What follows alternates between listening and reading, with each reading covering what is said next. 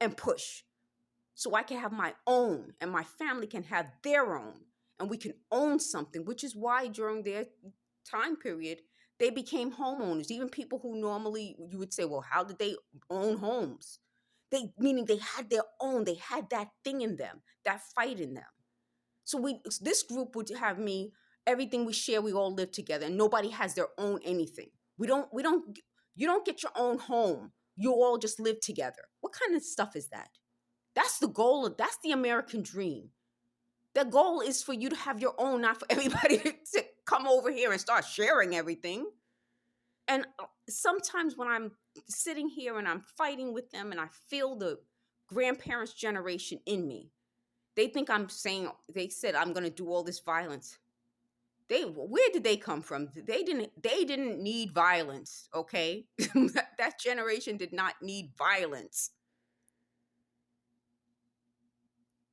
They had that fight in them to keep pushing, keep growing, keep making the world better without violence, non-violence. So don't these people know that? Non-violence.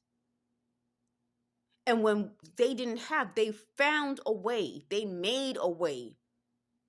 They didn't have to keep begging people or asking people for anything, which is partly what this gangstalking program is. They've made a way. They got up every day, went out there. If your kids or your grandkids or someone was having an event and needed help, they would make stuff. You need a cake? There's no reason you can't have a cake. You could buy a cake. Okay? So there's no reason people can't have Christmas. You can make something. There's no reason you can't have every other holiday. You can make something and we all can celebrate. And that's why I miss the grandparents' generation and why this gangstalking, I think, started after they started to pass away. Because they would know how to deal with this because they've dealt with this before. It's a form of warfare that they've dealt with. My generation, well, we're dealing with it now.